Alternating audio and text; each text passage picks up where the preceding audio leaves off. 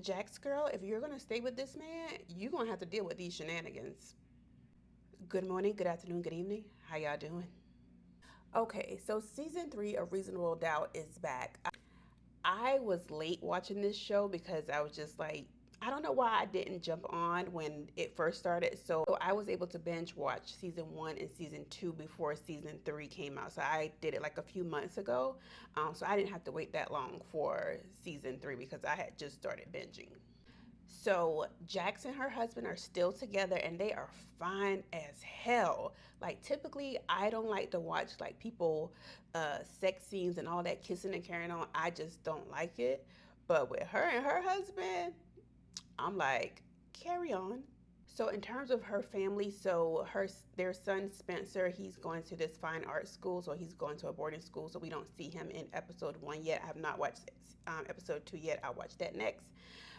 Their daughter Naima, she is their teenager now. She's not that sweet little girl that I met in season one, and do y'all try and be speaking to y'all like this in black households? Let me specify, cause in the ones that I grew up in, that type of speaking and going and carrying on to your parents was not acceptable. But these children is new these days, child.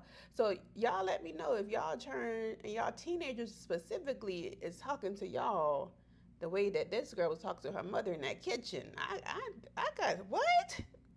So the lady that not Spencer, what's her husband's name? Lewis slept with, Tony. I'm looking down at my notes because perimenopausal brain.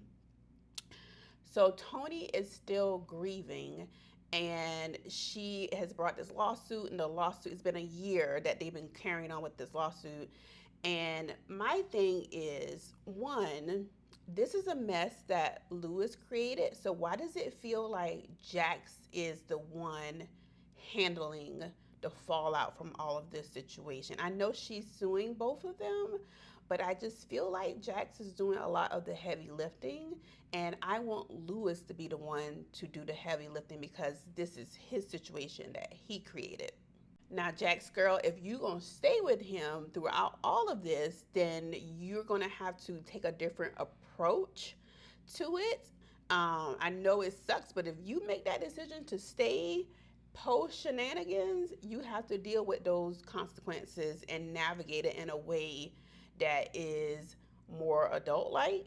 Also, you're going to have the empathy and sympathy for her because she lost a child. So you're going to have to approach her as a grieving mother. But yeah, I want Lewis to do more of the heavy lifting with that situation. But then we see that it can, Tony said that it could all go away if Lewis spent the night. The spend the night part is the weird because why can't you spend the day? You don't have to spend the night to discuss your lost child. You can do that during the day. You can have a coffee, like spend a whole day, like at a coffee shop or whatever, walk in the park, just discussing the stuff about this child that y'all lost. The spend the night part is where you losing me, cause girl, what? Morris Chestnut is back looking fine as hell. That man is. Child, I'm ovulating. Let me move on. So the new crime or case this season involves a child star named Ozzy who is being managed by his parents. He's in a situation where he's kind of like outgrowing his parents, and he has this white girlfriend slash stylist, and I'm kind of iffy on the situation. Like, when did y'all start dating?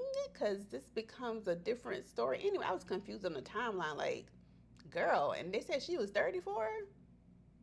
Ma'am, look older than 34 to me. But yeah, so that is going to be the new case where she goes missing. Again, I'm only on episode one, so no spoilers. I'm behind on TV watching, so I'll get to episode two or sometime this week. But yeah, so currently she is missing, and he is slowly but surely becoming the number one suspect. Cash Doll makes an appearance, and I'm like, What song do Cash Doll sing? Cause let Auntie know. Auntie only listened to Beyonce in the '90s, early 2000s R&B and hip hop. So if it's nobody with real vocals like Beyonce or Bruno Mars, I don't really know these new chants. So what song Cash Doll be singing that Auntie would know? Then there's a new associate who's looking to become partner at the firm. His name is Bill Sterling. Is that the dude from Power? I don't watch Power, but I think that looks like the dude from Power. He always looks like he is a black guy wearing a white costume.